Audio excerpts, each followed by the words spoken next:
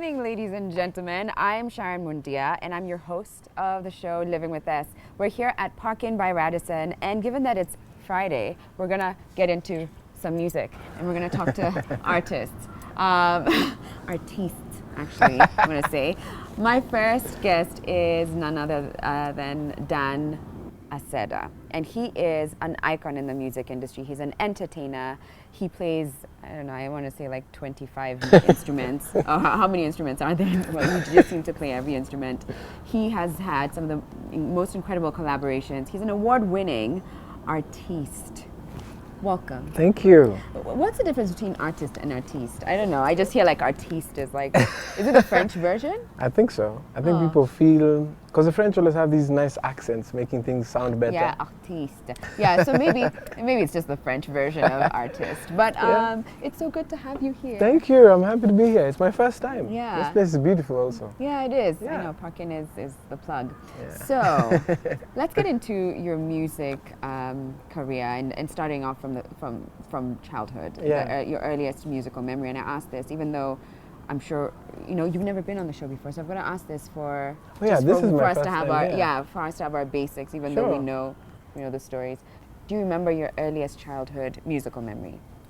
Yeah. For me, things started at church. I started with the church choir. Okay. So I remember, I think by the time I was 12, I was part of the church choir. Okay. I was a soprano singer at the time, and then I became an alto singer. Hit those notes, okay. And as things developed, I went further down, and then I eventually settled as a tenor. And then by that time now, it wasn't too cool to be in the choir. So let me ask you, to be in the choir, is it something that you wanted for yourself, or did someone in your family sort of push you into that because they witnessed a talent in you? No, I definitely wanted it. And I guess I was responding to what I could see, because what I could see was that people were performing in choirs. And then the rest of the music was always a lead singer and a choir. So then the path was you join the choir, then hopefully you become the lead singer. Right. Yes, that's what I could see. So that's what I went with. So is that your story? Did you become the lead singer from the choir? And can you fill in the blanks? Because I don't think it's as simple as join the choir, became lead singer. No, I mean you audition, you spend some time learning the music, you learn the material, you get better. The way choirs are set up is there's always multiple lead singers because there's a lot of material to learn. So eventually you do get your song. And then after that, like I said, at some point, I wasn't feeling like being in the choir was cool. So now I wanted to be in a different space, and now I wanted to be in a band. And so now I was like, okay, now I'm going to leave this thing and go find a place where there's a band. Okay. Which then changes your skill set a little bit because now you have to learn more things.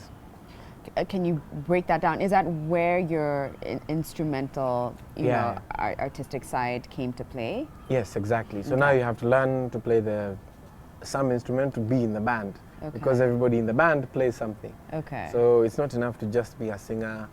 When you're in a band, you have to add something. So what was the first instrument you picked up? The drums.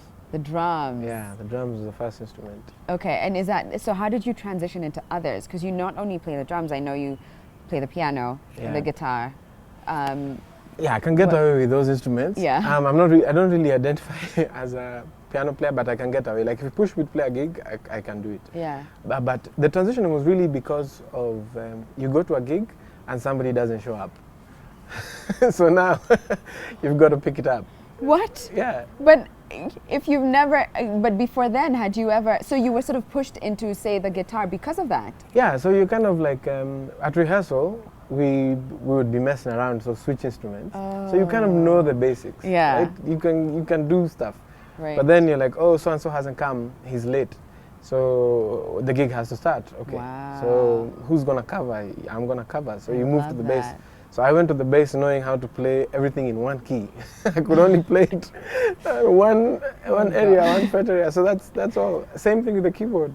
I went to the keyboard and I had to, manually transpose the keyboard because I only knew how to play the chords in one area. Yeah. So then you push the transpose button on the keyboard and move it all up. Yeah. Whenever you have to change key. Wow. That's just how you do it. I love that circumstances forced you to grow and push yourself, and that you stepped up to that challenge. Because I think for a lot of people, they'd be like, I didn't sign up for this, I'm out. Was that ever an option for you, leaving the music industry? you know, especially in moments like these where hiccups like that arose? I don't think so. Yeah, I mean, everyone feels the need to quit. I think at some point. Yeah. I don't think it was because of gigs where people didn't show up. I think it was because we weren't making money. So when we were not making money is when now we really felt the need to quit. It's like you could go make a website and make money as opposed to sing songs here and be poor. So those situations did come up. A bunch of people who've left the music industry just because of that. Yeah.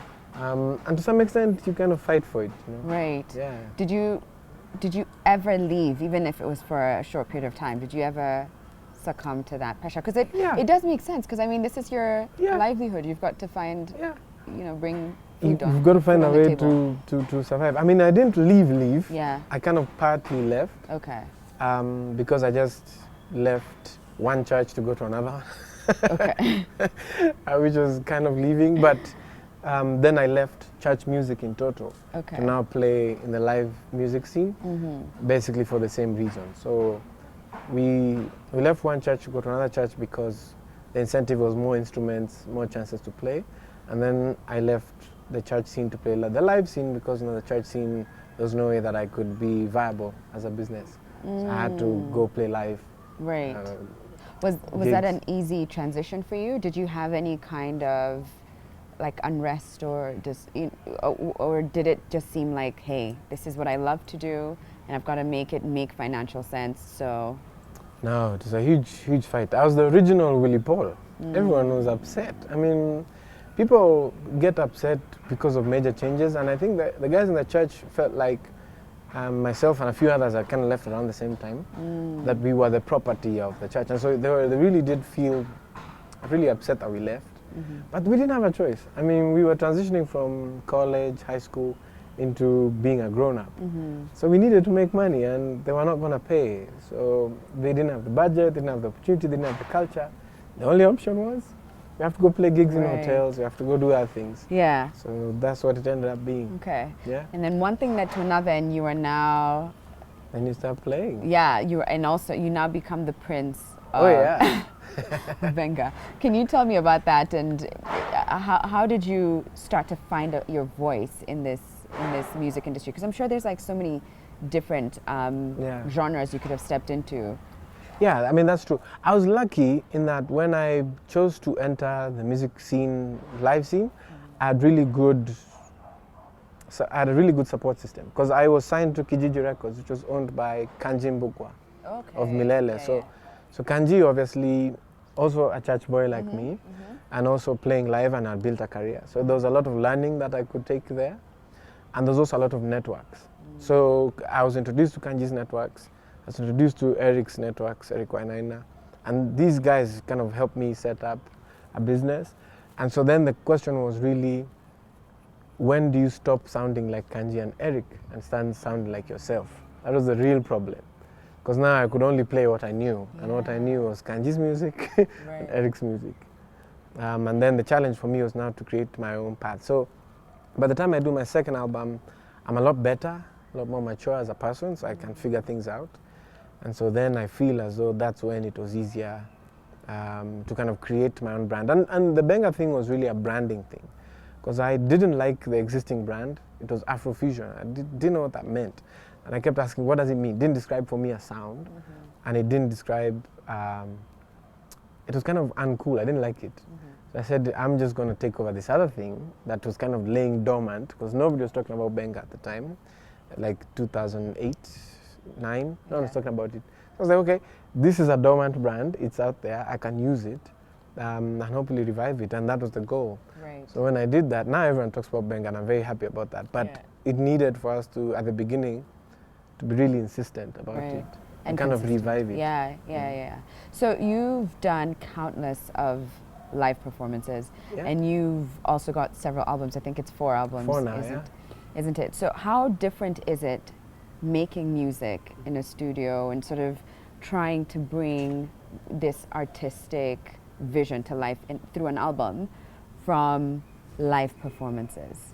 What do both require from you? It's a huge difference. I mean, it's there are 2 distinct arts. So recording by itself is an art form, and there are people that consider themselves recording artists, as a primary, Frank Ocean Yeah. makes very good albums. That's what he does.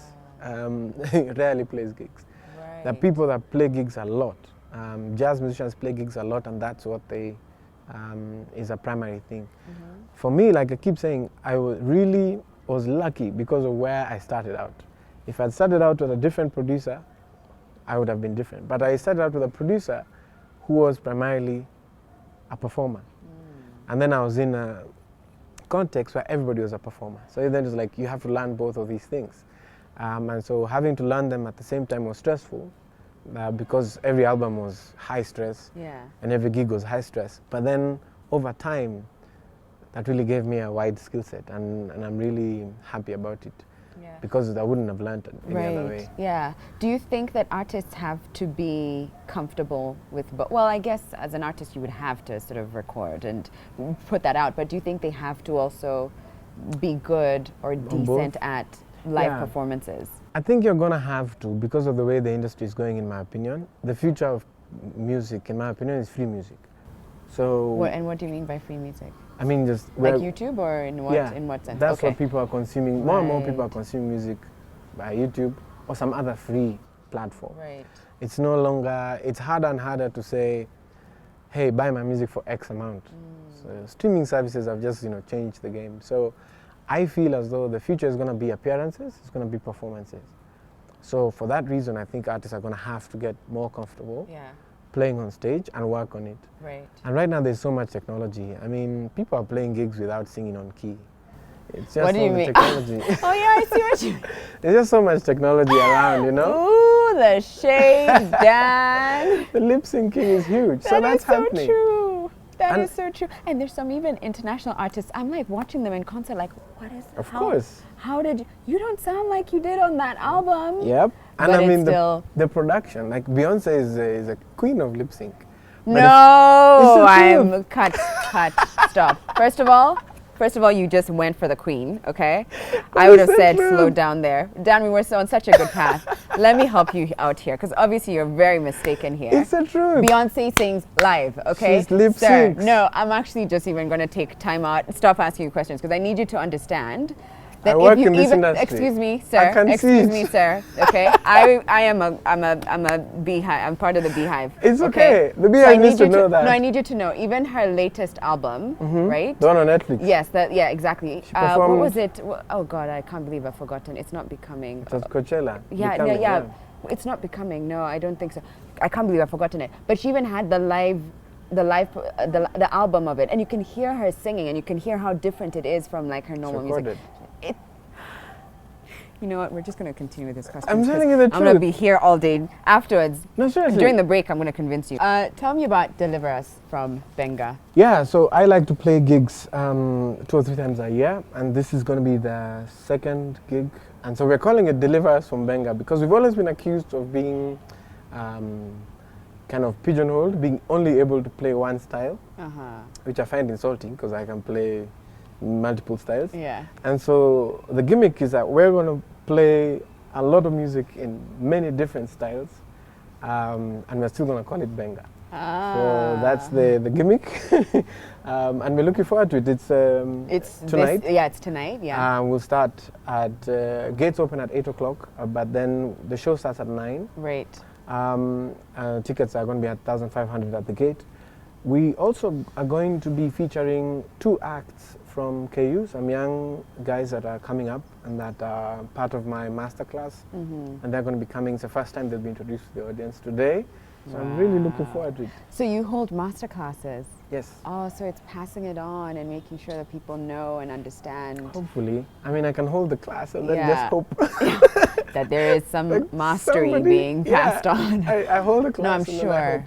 Hello, yeah, it's been a wonderful experience because people are coming to the art form with completely fresh eyes, and that's really, really nice. Right. So you have all these musicians; they have experienced a different upbringing, a different time, and so the way they see live music is really exciting. Wow. So I'm really hoping that it can work for them, Yeah. and that they can become superstars. Yeah. Yeah. And I love it. It's giving them a chance to experience this other side that Oh, you're yeah. saying is the future of Yeah. music and where, you know. I think they'll know about it now because they're struggling to sell. Right. So we're all struggling to sell, but they know that you in this time you're gonna have to find a way to meet your audience, because more and more the person paying for the content, if people pay, is not the person consuming it. So more and more, if you sell something now, more and more you're selling it to a movie.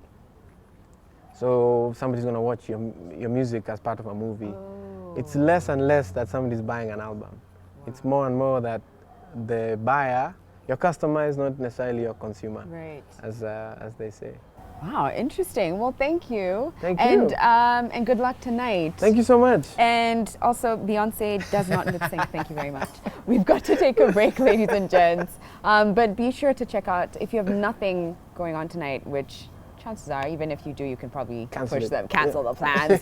Deliver Us from Benga happening tonight. Thank you so much, Dan. Thank you. We've got to take a break. We'll be back in a moment.